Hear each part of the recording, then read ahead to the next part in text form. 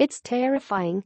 For 2.5 years, before he was locked up, always looking over my shoulder, always having to be aware of exits, always wondering if he was going to be around the next corner," said Nicole Beverly, a domestic violence survivor.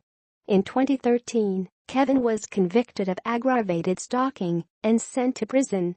Nicole still couldn't completely escape her abuser. Her husband continued to make threats against her, even while he was in prison. She had to leave the country for a few weeks to try avoid him, said State Representative Vanessa Guerra, D-Saginaw. Nicole's story inspired State Representative Vanessa Guerra and fellow lawmakers to do more to help survivors of domestic violence in Michigan. The Progressive Women's Caucus introduced a package of bills that really fill in the holes that exist currently in our state law regarding victims of domestic abuse, sexual assault and stalking, said Guerra.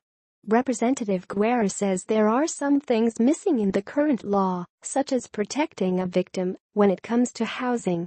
Some local ordinances exist where, if the police are always being called to your home, then your landlord may have the ability to evict you, but if you are calling the police because you are a victim of domestic abuse, then we think that you shouldn't be evicted simply because you're a victim, said Guerra.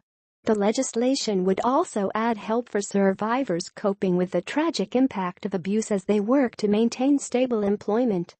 If you suddenly have to leave work and your employer chooses to fire you because of that, if you bring in documentation that says you were in court or medical exam or have a police report, then that should qualify you to be able to still obtain unemployment benefits, said Guerra. The bills will now move to committee, where they are expected to receive bipartisan support. As for Nicole Beverly's ex, he is currently facing 6 felony charges for his threats against his former wife and their children.